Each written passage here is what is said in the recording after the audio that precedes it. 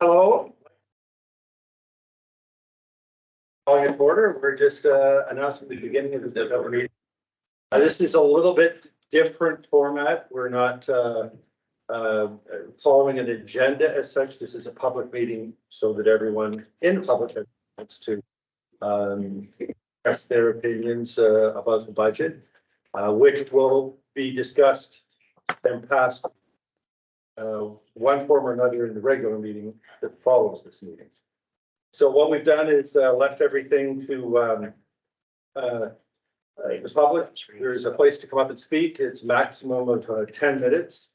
And you all have copies of the draft budget, yes? And is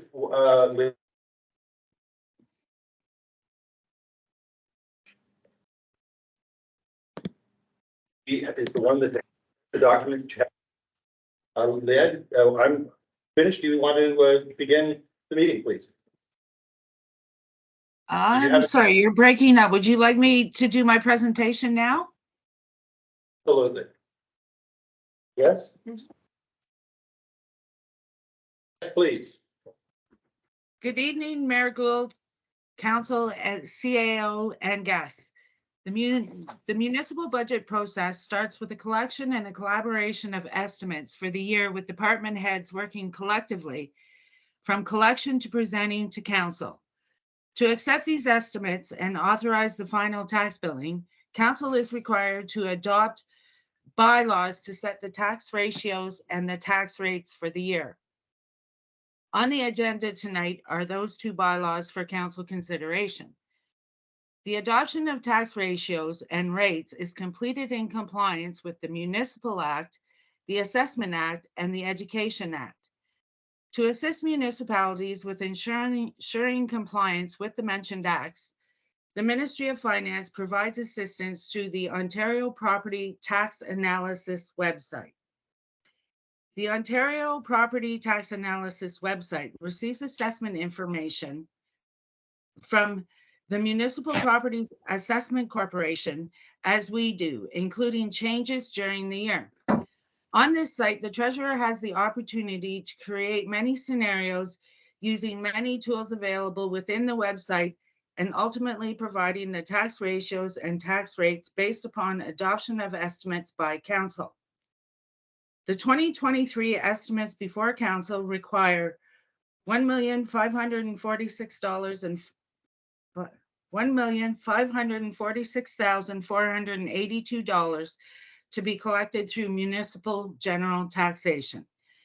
This amount is as indicated on Schedule A of the tax rate bylaw, being the revenue and expenditure estimates for 2023. The Ontario Property Tax Analysis website provides the following definitions. Municipal general taxes is the amount of the tax amount or payment in lieu of taxes that is calculated using the applicable municipal tax rate.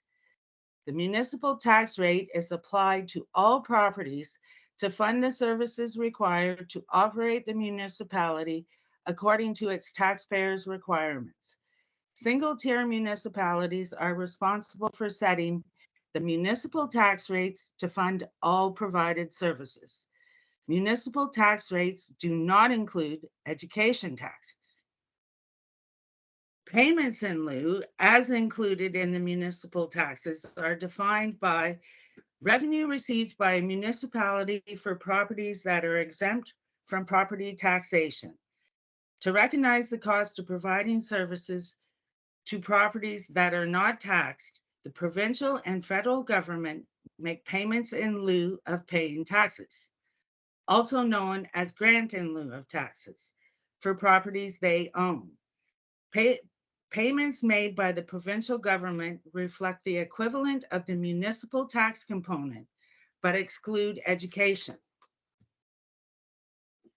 Monies are required to, municipalities are required to collect education tax. These monies are forwarded in quarterly installments in accordance with the Ministry of Finance requirements. The Ontario Property Analysis website defines education taxes as a tax collected by a municipality as part of the property tax that is used to fund the cost of elementary and secondary school education. The Ministry of Finance sets the education tax rates for all property classes annually. For 2023, we are required to collect and remit $348,664 in education tax to the respective school boards as per the Education Act. Taking the amounts above of taxation to be generated using the tools and parameters in the Ontario Property Analysis website, a report generated provides the overall increase of 5.2%. The Ontario Property Analysis website report is called the Tax Impact Summary. We refer to it as the average increase and is defined as a report in tax tools which compares aggregate municipal education and total taxes at year end of the previous year and for the current year to quantify the annual impact of changes on each tax type in percentage terms. Treasurers utilize this tool to provide different increase options for council consideration during budgetary discussions. To determine the distribution of the tax dollars to be collected from the various assessment types property classes, again, the Ontario Property Analysis website provides the tax ratios and the tax rates. Tax ratios are defined as indicators of the mathematical relationship between the tax rate for the residential class and the tax rates for other property classes. The concept was introduced with the property tax reform in 1998 to ensure that the historical tax burden for our property class remained the same after the reassessment.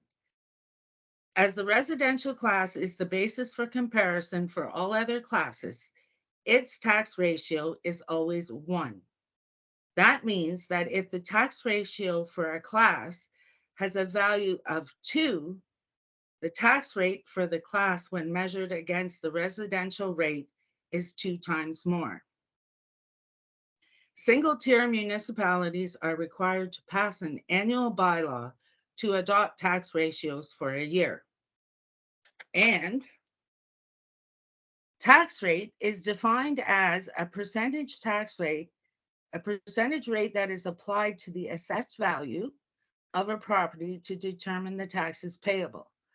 Municipalities set municipal general tax rates for each property class to pay for common services.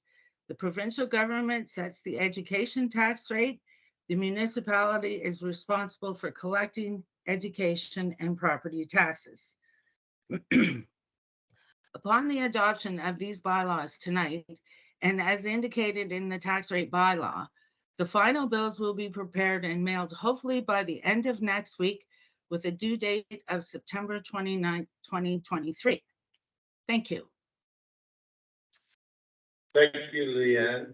Are you ready to take questions? Yes? You're having trouble hearing me, I think.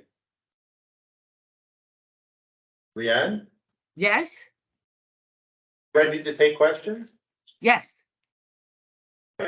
So, just by raising your hand, would anyone like to propose or bring forward any questions? I do. All right. Can you come up to the podium, please? Why isn't there a trial balance? How come we didn't see a trial balance on the budget, on what money, like there is no, it doesn't show how much money is already spent and what's in reserves. It doesn't show what's in reserves. It's just numbers, like I don't know how the numbers got to be here. Do you understand the question, Leanne? Can you hear her? I believe so. A budget represents the annual expenditures within the fiscal year. It does not encapsulate the entire fiscal picture of the organization. Well, okay, well, like, it doesn't show legal fees, it doesn't show, like, I've never seen a like this. It's just that I'm confused. I just, because it's always, going down to, like, the expenses for the roads, expenses for the office, expenses for communications.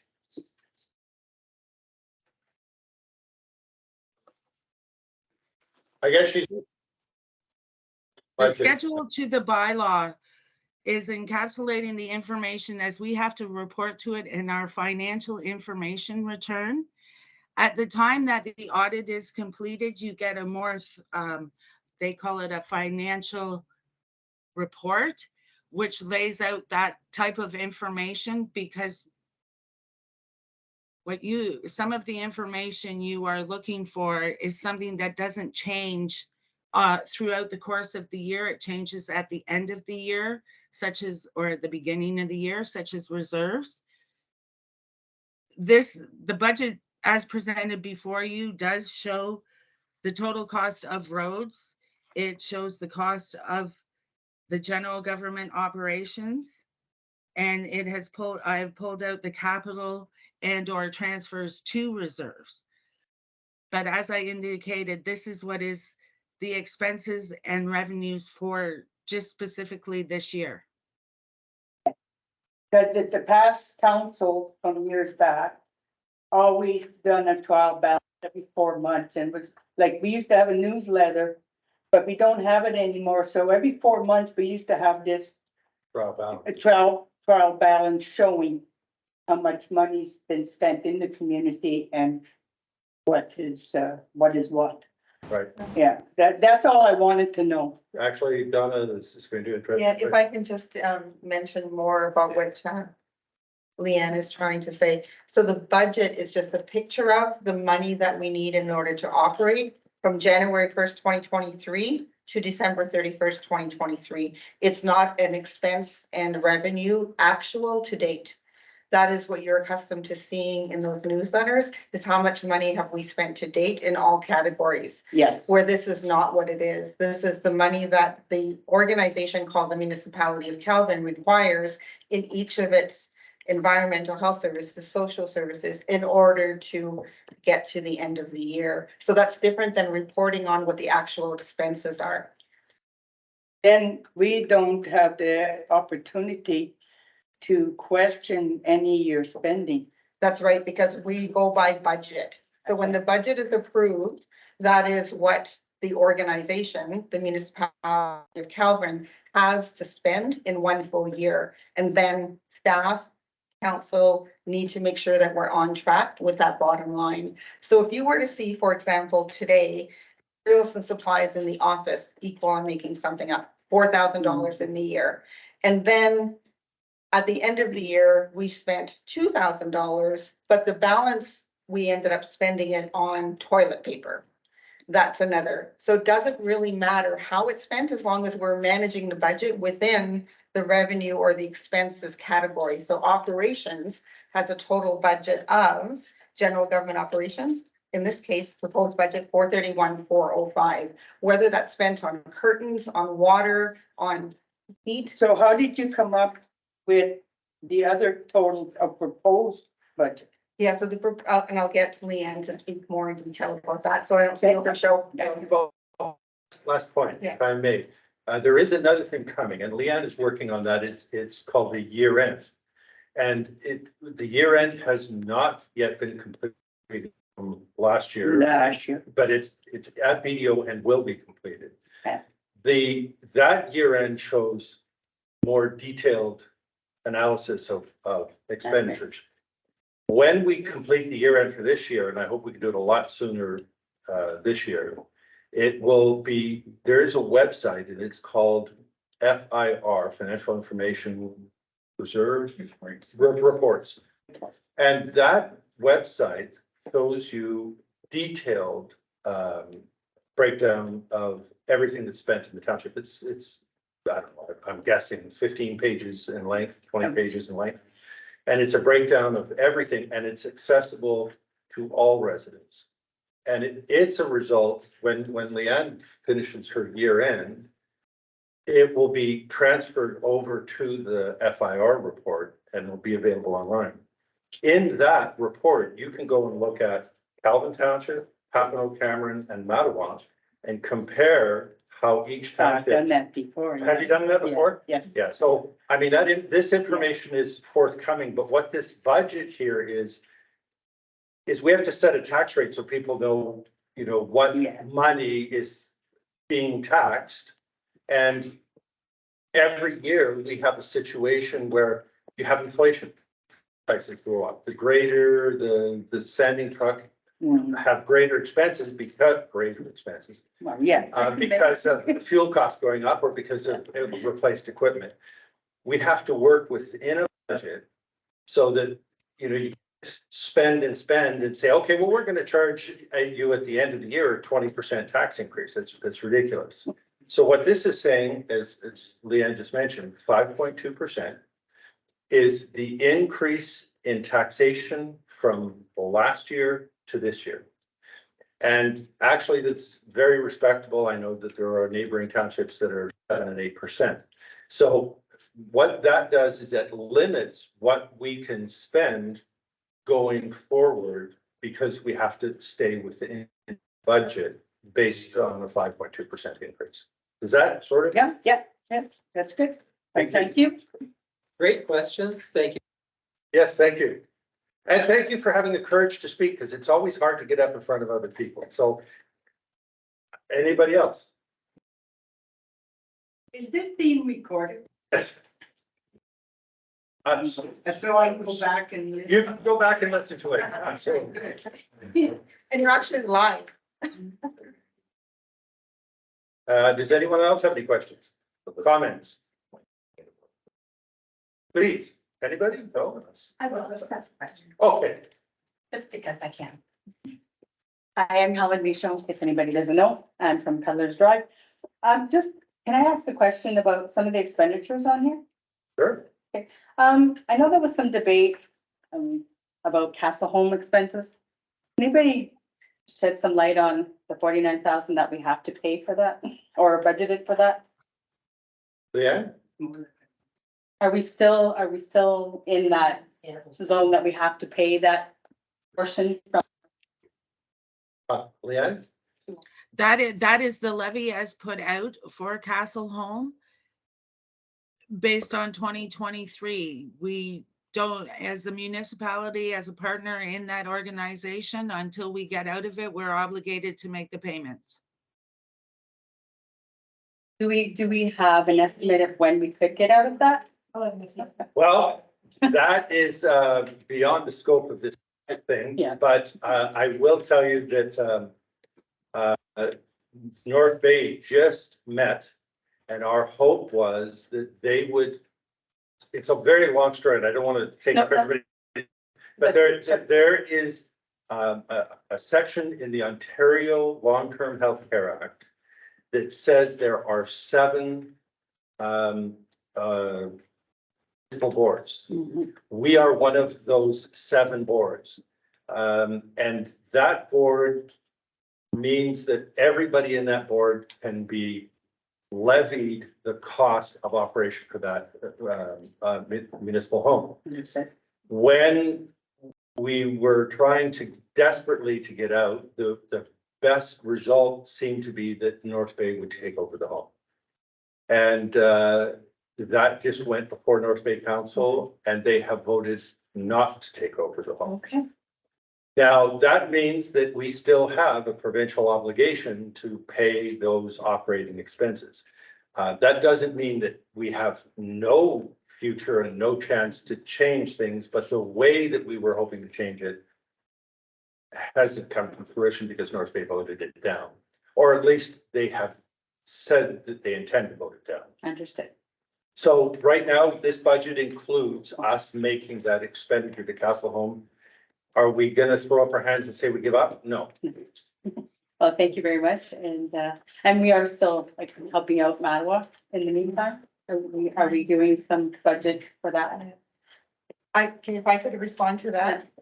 Last year, there was no money set aside to assist in the future of Mattawa, the senior home, but you can see in this budget, we Yes. continued that 23,136 to put in the reserve that we're obligated through bylaw a few years back now for a 10-year period to help to pay for those operational costs, should we ever get out of Castle Home. So that money this year being transferred to reserves remains as our obligation was when we signed on to assist somewhere in the future at 23,000. Yeah, I read that. 23,000 this year. So while we continue to pay for Castle Home, we are still setting money aside at 23,000 toward the Mattawa Senior Home for the future. Perfect. May I ask a question? That money, though, we don't pay to them until we have been released from Castle Home, correct? And that would make sense. I like the fact that we have a future, prospect. Right on. Anyway, thank you very much. Thank you very much. Thank you. Excellent questions.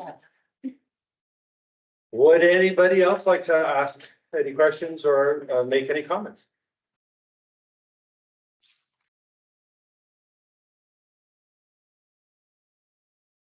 Would anyone like to make any comments? All right, can we have someone from council making comments? Well, I don't see. But- Well, I guess I'm gonna circle back to the first question about what used to come in the newsletter was the child balance. And then when I think about it, I do recall that coming through. So I guess my question is about if that's something that's potentially available on a go-forward basis, because it sounds like it would be, some information on spend. So just I'm gonna pass on to Theo to continue to talk about this. So the council report on a monthly basis should have a report of financial status. We just haven't had the luxury of doing that because of, Leanne working on 2022 to get it up to speed. And it's why we don't have an audit completed now, because Leanne has spent much of her time since November of last year catching up on all the bookkeeping that wasn't done in the year 2022. And I have to tell you at the same time, while it sounds bad for us, when I was chatting with BDO just yesterday, they said in the area, they are in their area right now, they are dealing with 3 municipalities who are on the same boat as us, where 2022 is not yet completed, which is very, very unusual. This council walked into a circumstance where the accounting just wasn't being kept up to date, and Leanne has been working on getting that up to date since she started in November of 2022. But for absolutely every council meeting, not every 2 weeks, but at least on a monthly basis, you don't need to wait to see the newsletter. Just pull up the minutes from the meetings where you'll see that report, that financial report of expenses to date compared to budget.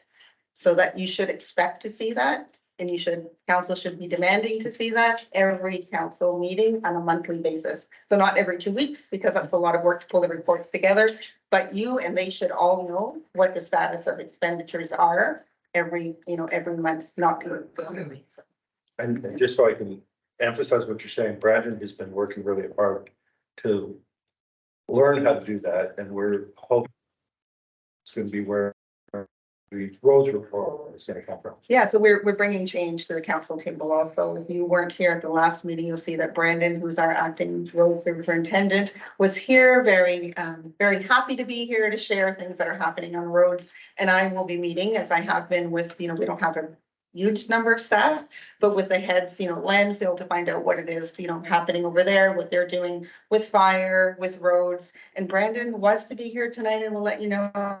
But Teresa and I were having lunch today with him in the office, and he was very ill, so we sent him home. He was looking forward to being here to answer any questions about roads. So he's just not here tonight because he couldn't be. Dean has a question. Councilor Grant, you have a question? Yeah, same topic that, can you hear me? Oh, Hear sorry you. again. Can you hear me now? That's frustrating. Yes, we can hear you. Okay, sorry. I just wanted to add in that, I think that, we do not have a formal, budget policy or budget. Like, the way that we, introduce the budget, this whole process that we use, we don't have anything that's, written in policy. And, I think that, this budget was, something that we needed to put together, and I think everybody wanted to have it done sooner, and it just due to circumstance, this is the best that I think we can do, and I think it's a good thing, we're getting this done. But in the future, we're gonna start the next budget, and we'll have some I would like to, have some discussions around making sure we have a public meeting, that there is a process so that the public doesn't feel like these budgets are just, done before they even get to comment, right? So I think that, that's something we're going to improve as we move forward as well. Definitely have an interest in that. Thank you, Councilor Grant. Anybody else? Well, I've been promoting the fact that we have a newsletter put back because it was previous council that stopped doing it, but written, because there's a lot of people in the community that don't have computer access or don't bother to go on it. Mhm. But with the current staffing situation, it's an impossibility. So, but down in the future, I'd like to see like a quarterly report go out, maybe highlighting some of the things that we're doing in the community. I agree with you completely. If I could correct you about one thing with the current staffing, it's not an impossibility. We certainly could, but with the workload of the current council, there is 4 extra tasks that are huge that they're having to deal with right now. And once we sort of get caught up on those 4 extra tasks, which, Yes, and we've talked about in the open meetings, where, then we can probably move towards a newsletter and a little bit of public information. Go ahead. And I have a plan for that. So it's up to you. Scale the plan. I mean, we have an audience. Yeah, so the plan, and council, we're here tonight that we've been conditionally approved to move forward to the next step of a Northern Ontario Heritage Fund application where we would hire somebody full-time for the next year to work strictly on communications and marketing. Because we do need to redo the website. The website is archaic and old and it doesn't provide as much information. And yes, there are many people who access the website and Facebook. Some people, minor, don't. But we need to find a way to not go overboard by suggesting a newsletter be sent out at another expense, which then becomes part of your budget that you need to pay for with the stamps and the envelopes and the time that it takes. But to find a way to respond to the needs of those who don't have internet access. However, getting things together to make it right so that you can upgrade what we do have available from a communications perspective to our citizens needs to be improved greatly from perspective, whatever that might look like in communications and marketing. So council was going to hear that a little bit later tonight. You hear it first during the budget meeting. And there's this no- would be at beginning of 2023. That Sorry, at 2024. So we would start to advertise based on the parameters of what that fund allows us to do and who we can hire, not who the person, but the criteria that person might meet. So hopefully we find somebody local who has the education experience that fits that criteria so that we can bring them in here on a full-time basis for 1 year to help us get organized so that when that position is, that grant is over, that we can just carry on without a lot of effort, because right now we're starting from scratch, basically, right? Spent some time on the website last night till about 10:30, just improving some things, but that's not sustainable. We need somebody who can focus, and focus is the word for staff today. So while I think we all agree that a newsletter would be great, we need to focus as the 2 staff people that we are right now on doing the things that are urgent and the things that are overdue. We need to be concentrating on those, and those I'm not about to go into detail because I would bore you and you wouldn't believe what I had to say if I did. But I will tell you this, since this is a budget meeting, if we get this grant approved, that's not going to affect our budget substantially because it's primarily funded from a grant. Yeah, so the cost of that one person to come in for 1 year, that cost for that one person to the taxpayer would be $6,000. And the rest would be covered through the grant. The rest is covered through the grant, yeah. Excellent. If we get it approved, If we get it. if council approves it. Yes. Okay, so any other questions, any other comments? Please feel free. I mean, it's an open meeting. It's up to you guys and anything, anybody? If I can continue then, just to give people information that they don't see on the form, fire is important to this municipality, as you all know. This budget does have funds in it to hire for the rest of the fiscal year because it hasn't happened, the fire chief and the deputy fire chief. So that we can move on that as soon as possible to get those two very important positions filled in our community. And out, as you know, an offer was made that was refused, so I did go out to replace the fire chief, to get a new fire chief in, and that fire chief would then appoint the deputy at the, at the fire hall. We are talking about capital reserves. It's really too bad that Brandon isn't here because you would hear that one of the trucks, the dump trucks that we use for snow plowing majorly is done. It's actually been pulled off the road. So Leanne and I are looking at the financing options so that we can purchase the truck this fiscal year with minor expense it'll be a borrowing scenario. Lots of work being done on roads through gas tax funding that we have available to us. It's been sitting in the bank for quite some time. Again, when the culverts are being replaced, the 6,000 tons of gravel that are going to, typically we put 3,000 tons of gravel on roads. Brandon did explain at the meeting last week. The plan, when he and I met and said, what is it we need to do? We came up with a plan and then looked at the financing available. And we did have financing available in a pot of money sitting aside that those items would fit. So new culverts are going in a number of areas. Gravel A is going in on our major roads, 6,000 tons compared to a 3,000 ton at no cost, at no tax increase, because we're using what was formerly known as gas tax money that comes into the municipality on an annual basis. There are 18 different ways in which we can use that fund. And when we met with Leanne to go over those funds that are available to us, we found that we can get these particular roads items, not the truck, because they don't fund rolling stock. That will always have to be an expense of ours. We know the fire needs new trucks and they need a new pumper. So we'll be looking at how we can do that, not in this budget, but in future budget. While there are reserves set aside, they're not near enough. And as the dump truck needs to be replaced, the other ones will need to be replaced. So the asset management plan is something that was to be completed in 2019. There was funding provided to this municipality in order to complete an asset management plan. It has not been completed, so it's another one of the urgent matters I'm working on as we speak to get that asset management plan completed. It takes into consideration all of the assets, including our buildings, our rolling stock, and then determines when the lifespan of the thing will come to an end, how we should fund it, how much we should put aside for reserves, and when we absolutely need to replace them, barring a crash of one of our vehicles or a fire.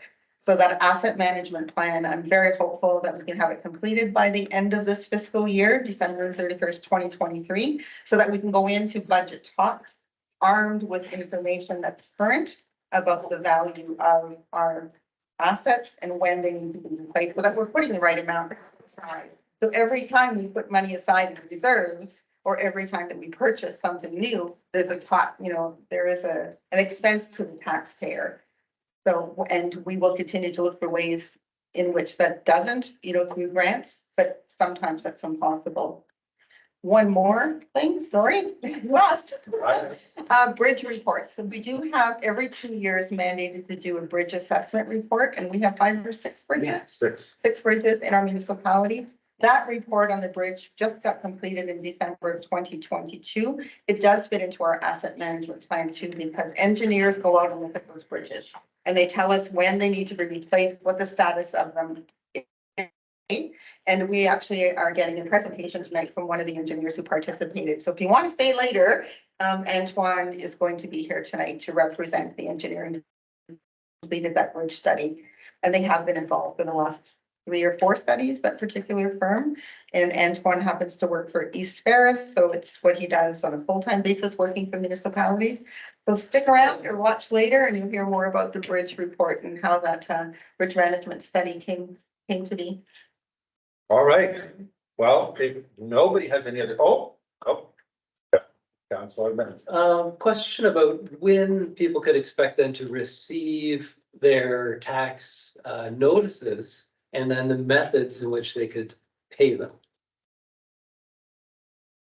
You want me to answer or do you want to answer that question, Leanne? Leanne? Next week. As per the tax bylaw proposed, the tax due date will be September 29th. And as I indicated earlier, if approved this evening, hopefully by the end of next week, the tax bills will be in the mail. They can be paid. The options to make payment are cash or check at the office. You can use internet or telephone banking for a number of financial institutions and do them that way. I don't believe we have e-transfer functioning properly yet. Do we, Donna?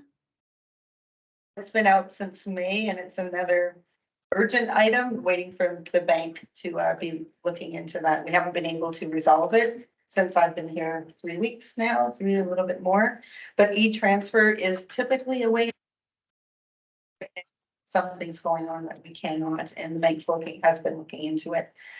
So we hope to get back to e-transfer because many people are accustomed to that, and post-dated checks, and we have a number of people who choose to give us post-dated checks, so we don't have to mail them every month. We do secure them in the office so that they're deposited. So you can send us 52 post-dated checks, 26 post-dated checks, or 1. However, post-dated check isn't a payment, so if you're accruing interest, and the interest isn't going to be charged until 30 days after the tax bills are released, as they were last year. So they're released in 2 weeks, due on 29. 29th? Right. And then interest is charged after the 29th, correct? Correct? Okay. And it, Yes, it's retroactive from the first bill? The Like, what's interest? the difference? no, I No, don't think so. okay. Yeah. Oh, yes? Is interest retroactive from the first interim payment? No. She's not. Oh, we can't hear you, Leanne? You're muted. She's still muted. Yeah, we know. Sorry. Can't hear you. There you go.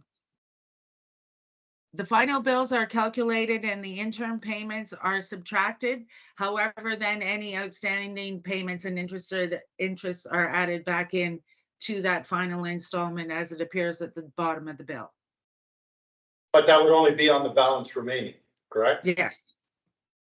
Yes. And she said something about interest. Interest from what? If you don't pay by the 29th of September, then interest would be calculated from the 29th of September onward and only on the balance owing, not on the full. Okay, I was worried about the first interim. No. Okay. Oh, go ahead, Leanne? If the interim bill came out with specific due dates, if it was not paid in full at that time, there will be an amount outstanding and it will be accruing interest. And that will be added into your final tax bill, just to show it as what is outstanding. So you're not being charged interest on the full amount back to January, only on the amount that you were overdue in January, since January, and after September. All right. Good. I do have another question. There's property values are up, inflation and everything like that, and we like to improve our properties, but there's a cost to that in your taxes going. There's a couple of programs out there. There's a managed forest tax incentive program, there's a farming tax incentive program. Leanne, do you have any insights on kind of the broad strokes of those programs, that if someone has a farm or has appropriate acreage, that they may kind of take a look at that as a way to help with some increased taxation? As your municipal treasurer, I am not in favor and do not support those programs. They are programs put out by the provincial government albeit they do say we make up the difference in reduction in assessment and taxation rates afforded those properties in our OMPF funding. I am not satisfied that it replaces the full loss to the municipality. So you're speaking from the point of view of the municipality, whereas I guess my point of the resident, and we have to have both fairness both ways, but I'm not sure if anyone has any insight on those programs or any details, but I just wanted to state there are a couple of programs, and I'm sure some people with farms are paying in the farm credit. If I can answer your question, MPAC has a consumer line, and you can call MPAC at any point in time and ask for information from them about, for example, farm tax credit. A lot of people think that the farm tax credit means that you pay a very low percentage of taxes on your entire property. And really, if you call MPAC and ask, they will explain to you that the property tax on the residence doesn't change, whether you are a farm or not. What does change is the surrounding land. So you get a lower rate on the farmable land. Actually, Polly, you're pretty good at that. Can you address that? Is that correct? Yes, so, Okay, why don't you come up? so when you want farm tax, Mhm. you have to file as a part-time or full-time farmer, income tax. You have to pay farm registration every year. This is close to $300. You have to, so for the farm tax for my property, the house and 2 acres or 1 acre is full taxes. So on my 1 acre, I have my house plus all my buildings. So I'm taxed on all those buildings too. It's just the land that is taxed lower. Plus, I still pay education taxes on all that land. So the whole idea of that program was that the farmers weren't paying a lot of education taxes on land that didn't have houses. Right. That's what that program. And one other question about that as well, this, in order to qualify and register as a farm, you have to prove an income. Yeah.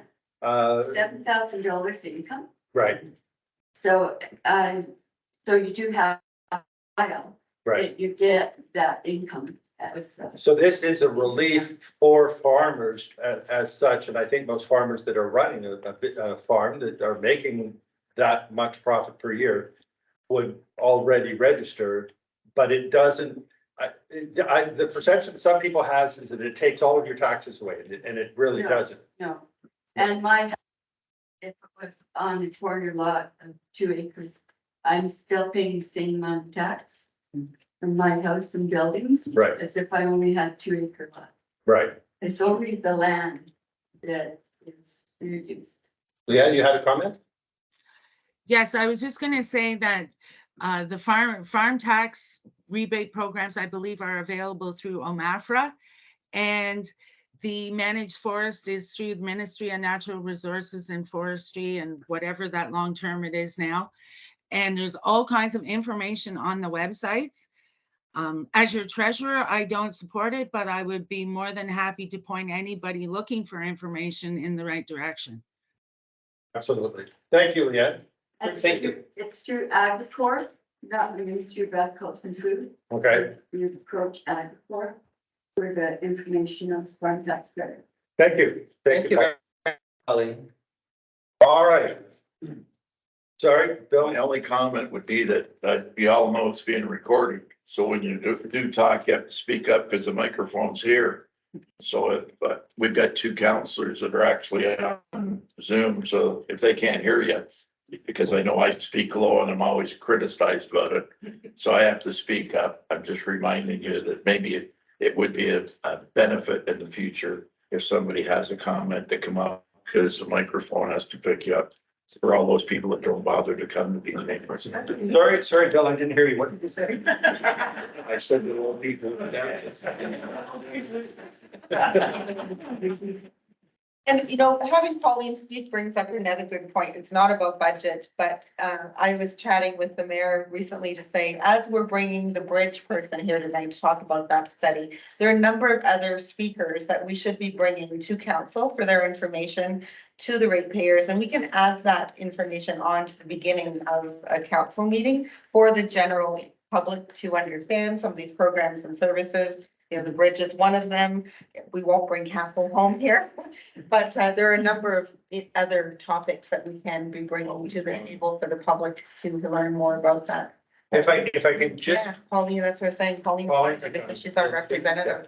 Yeah, but a number of good things like that. and we could bring Castle home here because Bob Corvo is our representative and he could come and do a presentation We perhaps. would love to, I'm sure. Yeah, and yes.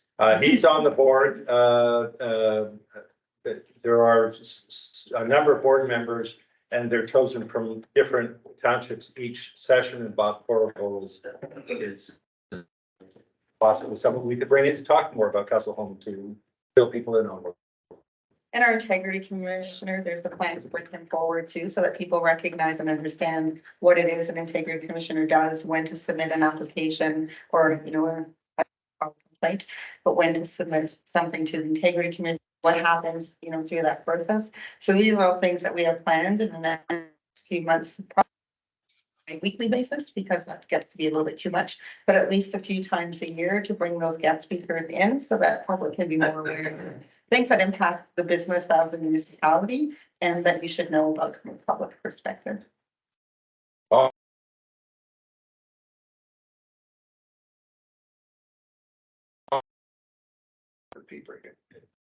It is now 6:50, so I thank everybody for your attendance and your attention. And Leanne, thank you for your presentation. And sorry, Teresa? Are we gonna go right into the regular meeting? No, we'll stop and restart at 7:00. So, if nobody has any other questions, we're gonna close this public session. And I thank you all, and we'll stop the recording. And if you just want to take a break and walk around, you're welcome to stay for the regular council meeting, which starts in 10 minutes.